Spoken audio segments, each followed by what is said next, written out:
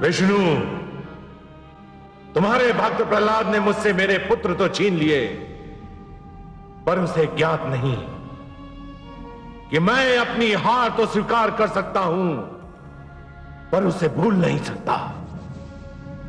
तुम देखना कि विरोचन अपने अधिकारों का प्रयोग किस प्रकार करता है। प्रहलाद ने जिस प्रकार मेरे पुत्रों से मुझे पराजित करवाया, ठीक उसी प्रकार अब मैं भी उसी के पुत्रों से उसे पराजित करूंगा। इसके लिए मैंने 30 वर्षों तक प्रतीक्षा की है।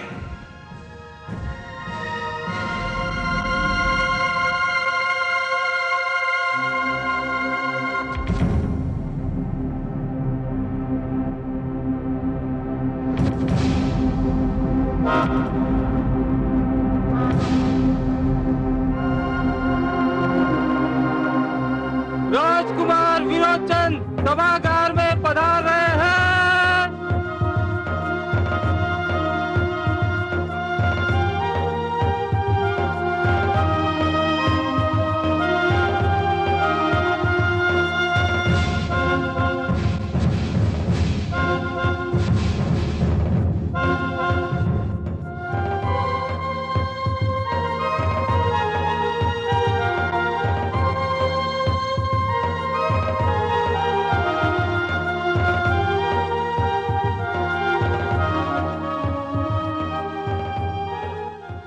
असुर लोक के सामंतों, असुर लोक के प्रियजनों, जब सूर्य नहीं रहता तो प्रकृति आकाश में चंद्रमा को सजा देती है। प्रकृति ने यह नियम इसलिए बनाया है ताकि सृष्टि में सदा उजाला रहे। कुछ ऐसी ही दशा राज्य की भी होती है। राज्य में सदैव न्याय और सुव्यवस्था का उजाला बना रहना चाहिए। यदि किसी कारणवश राज्य में राजा ना हो तो भी न्याय और प्रशासन में विघ्न नहीं पड़ना चाहिए। युवराज नियुक्त करने का नियम इसी उद्देश्य से बनाया गया है और आज वो शुभ अवसर आ ही गया है जब मैं अपने सिंहासन को एक उत्तराधिकारी और अपनी प्रजा को एक युवराज दूं। पुत्र पिता की छवि होता है, युवराज राजा की परछाई होता है। मैं आज आप सबके समक्ष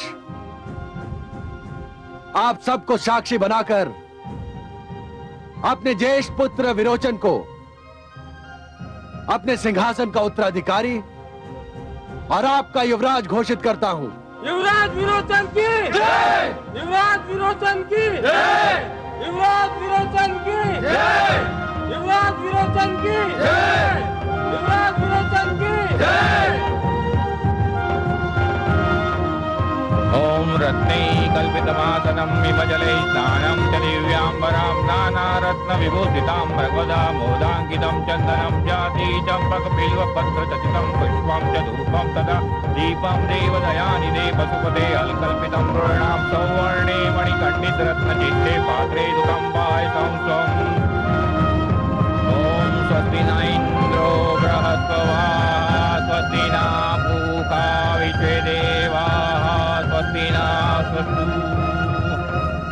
ओम रत्ने कल्पितमासनं विमजले स्नानं च दिव्याम्बरं नानारत्न विभूषितां भगवदा मोदाङ्कितं चन्दनं जाति चम्पकबिल्वपत्रचकितं पुष्पं च धूपं तथा दीपं देवदयानिधे वसुपते अलकल्पितं पूर्णां सौवर्णे मणिकण्डितरत्नचित्ते पात्रे दुतं पायसं भक्तं पञ्चविधि वयोधितं रम्भाफलं पानकं शाकानाय वयुज्जलं। यशस्वी भाव।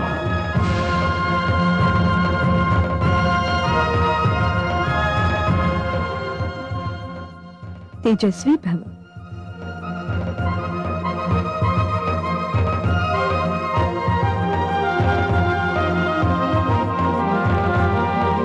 दीर्घायु भव पौत्र।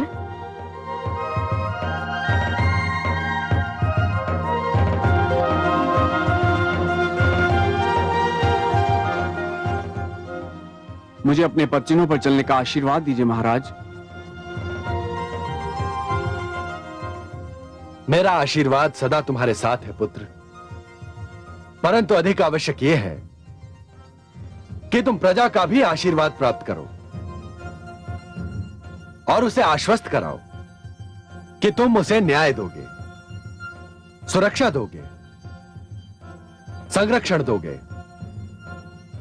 तुम सदैव उसके सुख, समृद्धि और कल्याण की सोचोगे।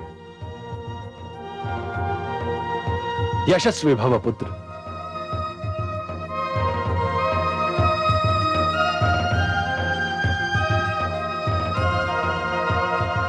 असुर लोक के प्रियजनों, मैं वचन देता हूं, मैं असुर लोक की महानता और कीर्ति बनाए रखने के लिए सदैव अपने उन अधिकारों का प्रयोग करूंगा जो मुझे युवराज होने के नाते दिए गए हैं। मैं इस राज्य की शक्ति में समृद्धि, वृद्धि और ख्याति के लिए सदैव तन मन से तत्पर रहूंगा। युवराज विरोचन की जय! युवराज विरोचन की जय! युवराज विरोचन की जय! युवराज विरोचन की जय! युवराज विरोचन की जय!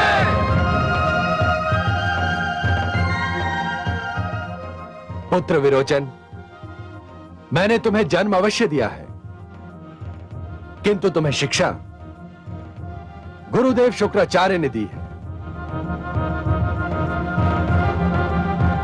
और शिक्षा सृष्टि का महानतम धन है। तुम मेरा अंश अवश्य हो, पर ज्ञान का जो अंश तुम्हें मिला है वो गुरुदेव शुक्राचार्य से मिला है। तुम उनसे मार्गदर्शन मांगो। मैंने तुम्हें अधिकार दिए हैं, वो तुम्हें युवराज धर्म का मार्ग दर्शाएंगे।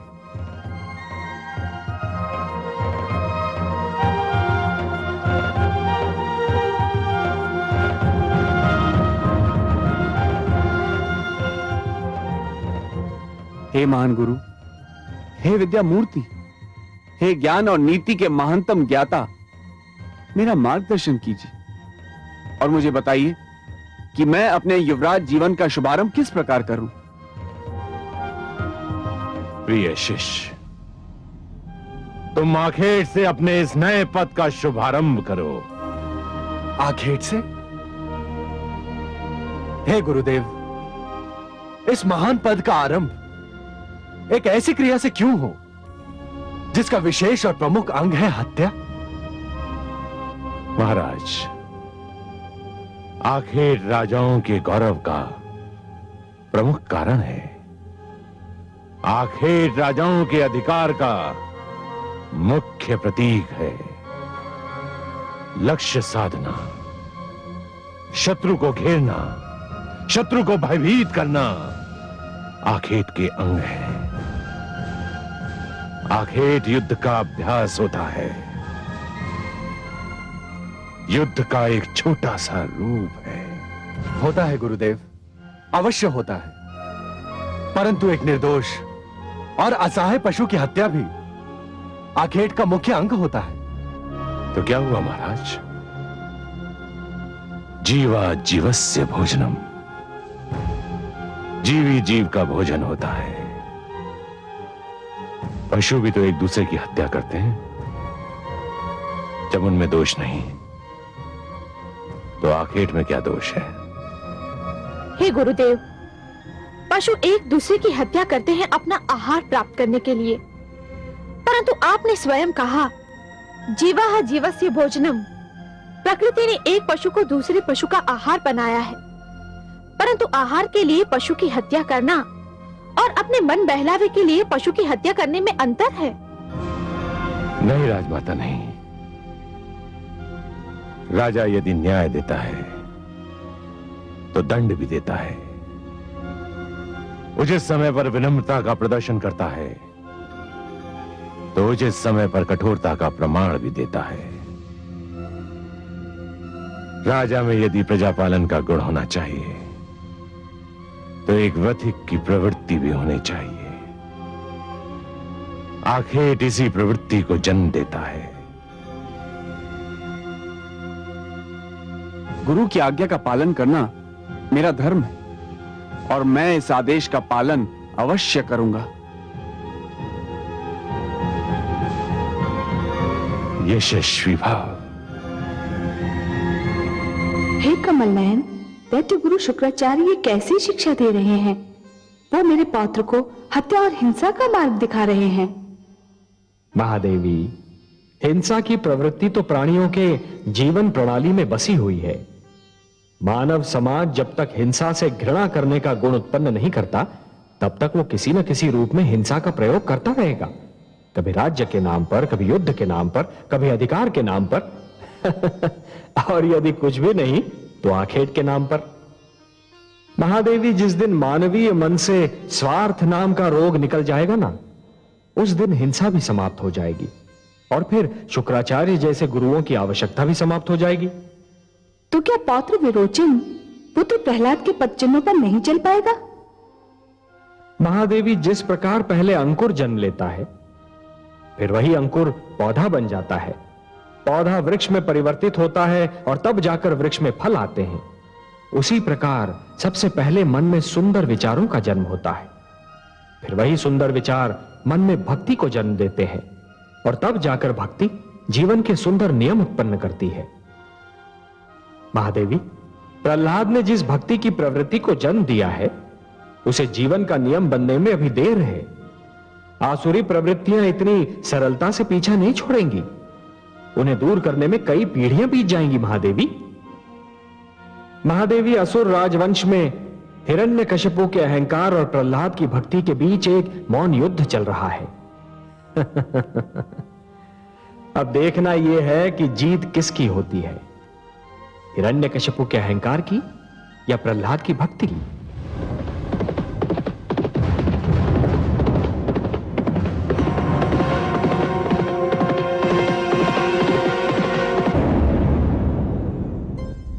स्वामी,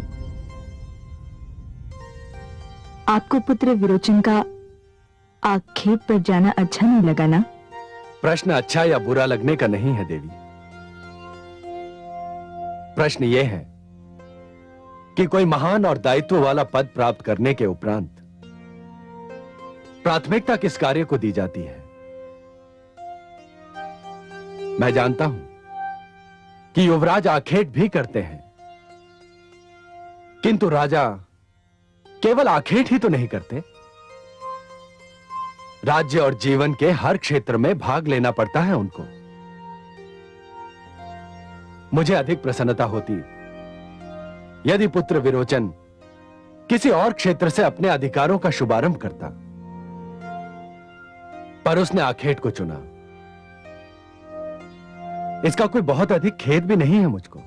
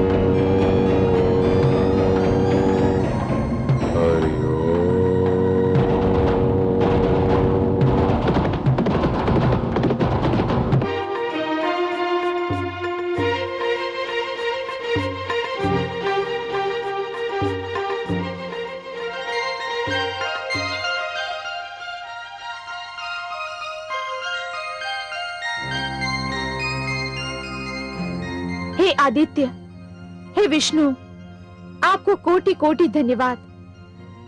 आज मेरा पौत्र विरोचन युवराज बन गया है। एक स्त्री के लिए इससे बड़ा सौभाग्य और क्या हो सकता है कि वह अपने ही जीवन में अपने पुत्र को सिंहासन पर विराजमान और अपने पौत्र को युवराज बनते देख ले। आप धन्य है प्रभु, धन्य है आप।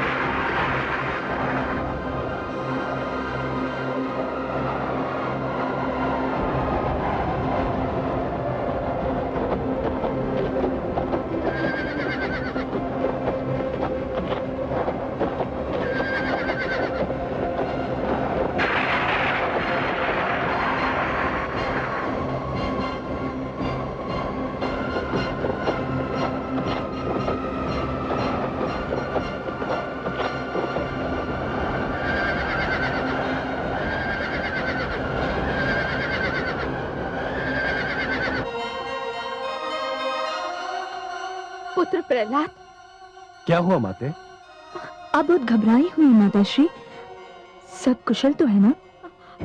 पुत्र, मैं पौत्र विरोचन के युवराज बनने पर भगवान आदित्य को धन्यवाद देने गई थी और मैंने एक भयंकर आंधी को उस ओर उठते देखा जिधर पौत्र विरोचन गया हुआ है। इतनी भयंकर गरज और चमक हो रही थी कि मैं घबरा गई। तो क्या हुआ माते? नहीं पुत्र, ये हंसने की बात नहीं है। मेरा मन बड़ा व्याकुल हो रहा है, कहीं मेरा पौत्र इस आंधी पानी में गिर न जाए। हे ईश्वर! आप दोनों अकारण ही चिंतित हो रही हैं। वो वीर है, बलवान है, इन विपदाओं का सरलता से सामना कर सकता है। और फिर युवराज को तो संकटों का सामना करने का अभ्यास भी होना चाहिए। नहीं पुत्र, यह कोई साधारण झंझावात नहीं दिखाई देता। मुझे बहुत घबराहट हो रही है। स्वामी, मेरा पुत्र किसी विपदा में न पड़ जाए। हाँ पुत्र, वह अकेला गया है। तुम उसकी सुरक्षा के लिए और सहायता के लिए कुछ सैनिकों को भेज दो। नहीं माते, ये उचित ना होगा। क्यों उचित न होगा? राज्य के साधनों का राजभवन के लोगों और राजकुमारों की सुरक्षा के लिए उपयोग करना अच्छी नीति नहीं है। यह विचित्र तर्क है तुम्हारा। तनिक धीरज धरकर सोचिए तो इस तर्क में कोई विचित्रता नहीं। यदि ऐसा किया गया तो सभी सामंतगण राज्य के सुरक्षा साधनों का प्रयोग अपनी सुरक्षा के लिए करना आरंभ कर देंगे। धीरे धीरे अपने चारों ओर सशस्त्र सुरक्षा रखना गौरव और सम्मान का प्रतीक बन जाएगा। इससे एक तो राज्य के राजकोष पर बोझ पड़ेगा और दूसरा राज्य और सामान्य नागरिकों की सुरक्षा की ओर से ध्यान हट जाएगा। सुरक्षा में घिरे हुए राज कर्मचारी प्रजा से दूर होते जाएंगे। परंतु स्वामी, इसका ये अर्थ तो नहीं कि राज परिवार को असुरक्षित छोड़ दिया जाए। राजा और शासक को अपनी सुरक्षा से अधिक प्रजा की सुरक्षा पर ध्यान देना चाहिए महारानी। परंतु विरोचन केवल युवराज ही तो नहीं, हमारा पौत्र भी तो है। अवश्य है। पुत्र का संरक्षक पिता होता है।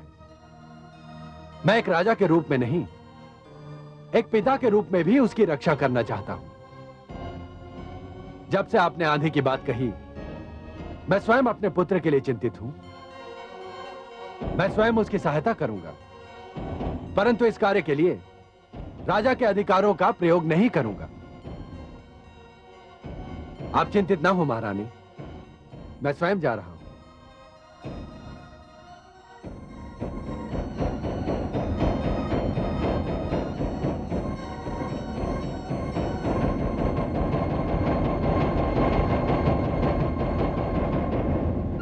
देखा आपने कमल नयन, पुत्र प्रहलाद ने क्या किया?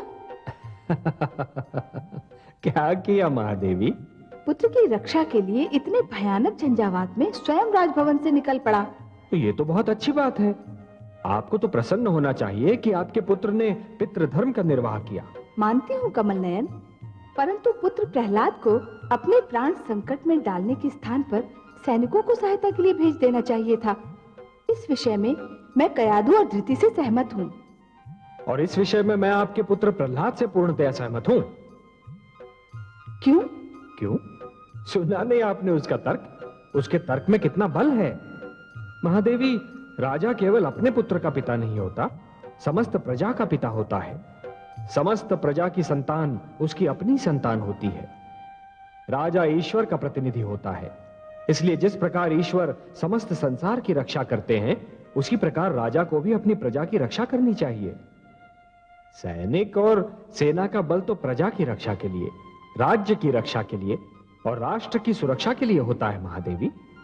उनका प्रयोग अपनी सुरक्षा और अपने परिवार की सुरक्षा के लिए करना सर्वथा अनुचित है। शासकों, सामंतों और राज्य कर्मचारियों को सशस्त्र सैनिकों के बीच घिरा हुआ देखकर प्रजा उनके पास जाते डरेगी। और यदि प्रजा उनके पास जाएगी ही नहीं, तो प्रजा की विपदा का उन्हें ज्ञान कैसे होगा? और यह तो कोई अच्छी नीति नहीं हुई महादेवी। आपका पुत्र जो कर रहा है वही उचित है। मुझे भी अब अपने पुत्र के तर्क के बल का आभास हो रहा है। वास्तव में राजा बनने के उपरांत भी उसकी विनम्रता में कोई कमी नहीं आई, पर उसे संकट में घिरता पाकर मेरी चिंताएं भी स्वाभाविक हैं। हाँ महादेवी, जानता हूं कि आप नारी हैं, एक माता हैं, और इसीलिए अपने पुत्रों के लिए चिंता करना स्वाभाविक है। परंतु यही तो आपकी महानता का प्रमाण भी है।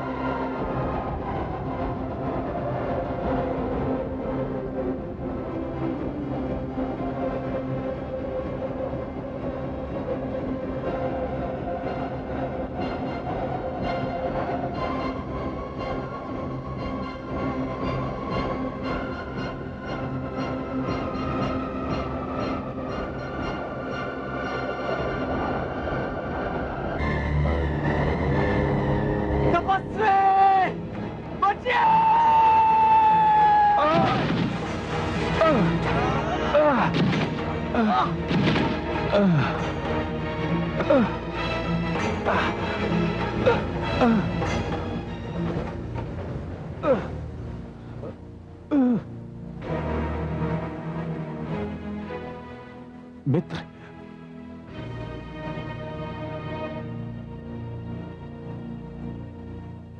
आप कौन हैं और इस घने वन में क्या कर रहे हैं? मैं ऋषि अंगिरा का पुत्र सुधन्वा हूं। पिताश्री का आदेश था कि मैं एकांत में जाकर तपस्या करूं। इसी उद्देश्य से मैं आज ही वन में आया था। परंतु आप कौन हैं?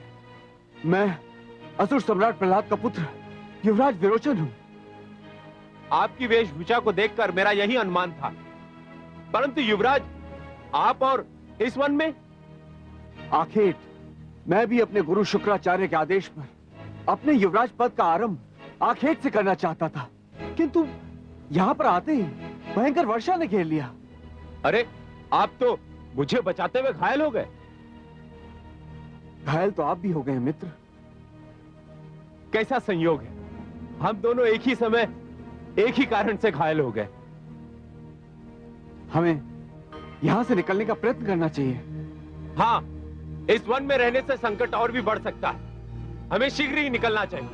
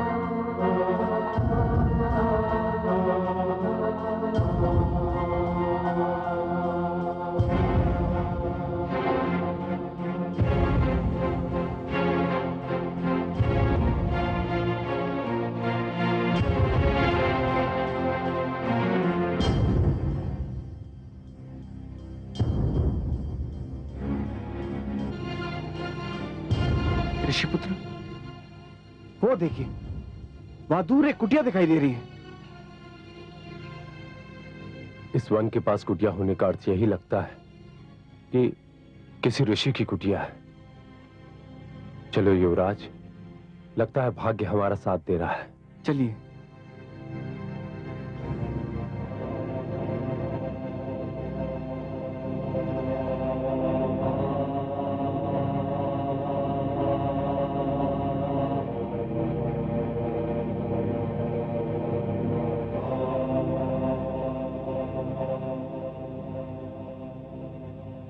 कोई है?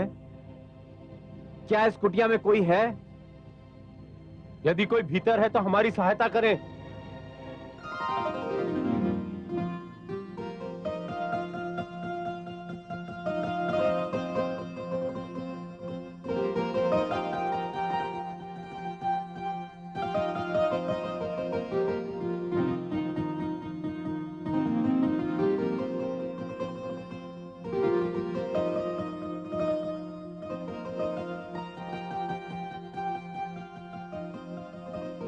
अरे, आप दोनों तो बहुत घायल हैं। शीघ्र भीतर आइए, आपके घावों पर लेप लगाने की आवश्यकता है।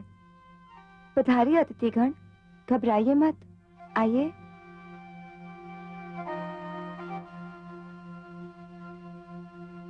आप दोनों को अब कोई कष्ट नहीं होगा। मैं आपके घावों पर लगाने के लिए लेप ले आती हूँ। सुनिए, मुझे वन सुंदरी का अब तक परिचय प्राप्त नहीं हुआ। ये ऋषि वत्स की कुटिया है और मैं उनकी पुत्री दीपावली हूँ। दीपावली? मैं इस कुटिया से फूटने वाले प्रकाश को दूर से दीपक का प्रकाश समझ बैठा था, किंतु अब ज्ञात हुआ वो प्रकाश दीपक का नहीं था। तुम सिर से पांव तक प्रकाश ही प्रकाश हो।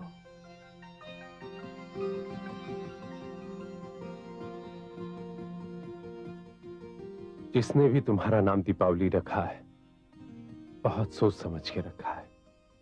वास्तव में तुम जहां भी होगी वहां उजाला ही उजाला होगा। मुझे आप दोनों के घाव और पीड़ा की चिंता है और आप दोनों कविता कर रहे हैं। ठहरिए, मैं आपके लिए लेप ले आती हूँ।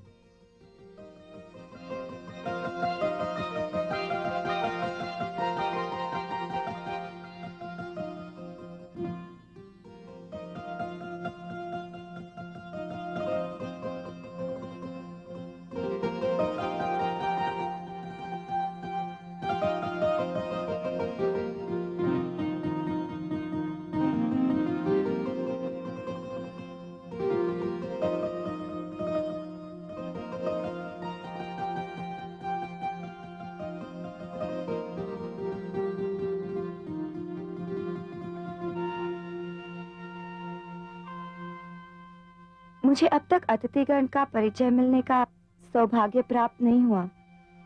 बस आप दोनों को देखकर यह अनुमान अवश्य होता है कि आप में से एक राजकुमार और दूसरा ऋषि है। पर इतना जान लेना तो पर्याप्त नहीं। मैं असुर सम्राट प्रहलाद का पुत्र युवराज विरोचन हूं। मैं ऋषि अंगिरा का पुत्र सुधन्वा हूं। अरे, इतने महान व्यक्ति और मेरी इस कुटिया में। मैं तो कल्पना भी नहीं कर सकती थी कि महान विष्णु भक्त और सम्राट प्रहलाद के युवराज और महान योगी ऋषि अंगिरा के सुपुत्र एक साथ मेरी इस कुटिया में पधारेंगे। मुझे तो लगता है कि चंद्रमा और सूर्य दोनों एक साथ मेरी इस कुटिया में उतर आए हैं। मैं अपने भाग्य पर जितना गर्व करूं कम है। देवी, तुम्हारे पिताश्री कहाँ गए हैं? वे वशिष्ठ आश्रम गए हैं युवराज। जब उन्हें ज्ञात होगा कि आप दोनों इस कुटिया में पधारे थे और मुझे आपकी सेवा का अवसर मिला, तो वे भी बहुत प्रसन्न होंगे। पिताश्री को भी अधिक प्रसन्नता होगी जब उन्हें पता चलेगा कि मैं महान ऋषि वत्स के आश्रम हो आया हूं। परंतु आप इस कुटिया की ओर कैसे आ निकले युवराज? वन में राह भटक गया था। तुम्हारी कुटिया के प्रकाश ने मेरा मार्गदर्शन किया और मेरा भाग्य मुझे यहाँ ले आया। मैंने भी दूर से जब इस कुटिया को देखा तो मुझे ऐसा लगा कि मेरे कष्ट का निवारण यहीं होगा।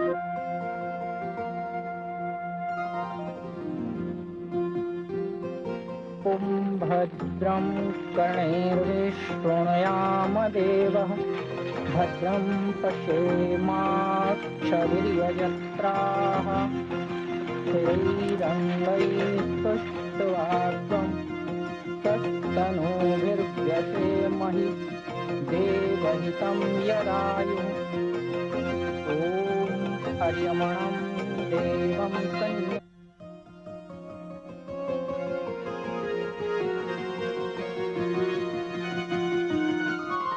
पीड़ा कम हुई युवराज? मैंने पूछा, कम हुई पीड़ा? पीड़ा? कौन सी पीड़ा? घाव की। इन घावों की पीड़ा तो न जाने कहाँ चली गई। एक नहीं, मीठी सी पीड़ा जाग उठी है और ये पीड़ा कम ना हो तो ही अच्छा है। इस पीड़ा में एक विचित्र सा आनंद मिल रहा है।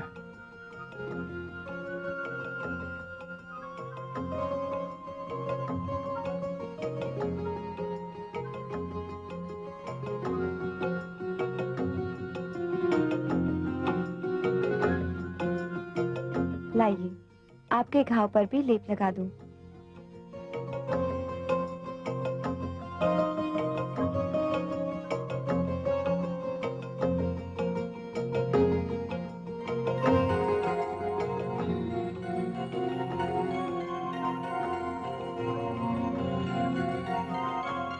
आयुष्मान अस्तु मे पतिरेधन्तां ज्ञातयो मम स्वाहा। इदं अर्यमणे चतुर्भ्यं संवननं तदग्निर्मन्यतामिव स्वाहा। इदमग्नये इदन्नमः। कैसे चांद से पुत्र वधू लाया है मेरा पुत्र। कल्याणमस्तु। हाँ दीदी, अब तो हमारे आश्रम की शोभा और भी बढ़ जाएगी।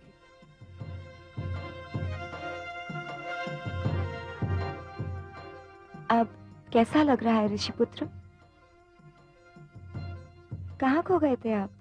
मैं पूछ रही थी, अब घाव की क्या दशा है? तुम्हारे हाथों में न जाने कौन सा जादू है देवी। तुमने जैसे ही मेरे घाव को छुआ तो मुझे ऐसा लगा जैसे घाव कभी था ही नहीं। कितना कोमल था तुम्हारा स्पर्श। आप दोनों न जाने कब से भूखे प्यासे होंगे। मैं आपके लिए भोजन लाती हूँ।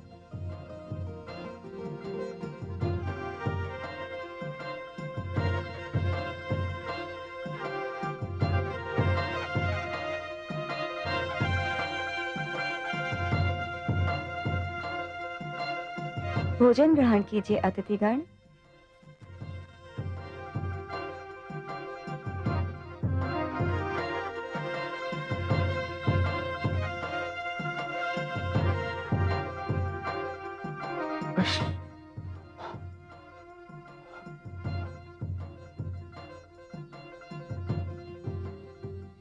अरे, आपकी उंगलियों में तो घाव है। लाइए, स्वयं मैं खिलाती हूँ।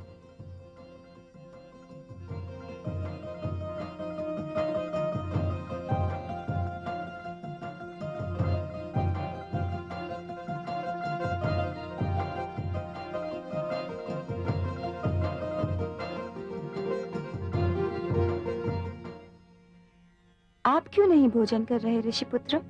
आपकी उंगलियों पर तो घाव नहीं। यही तो मैं भी सोच रहा हूं क्या?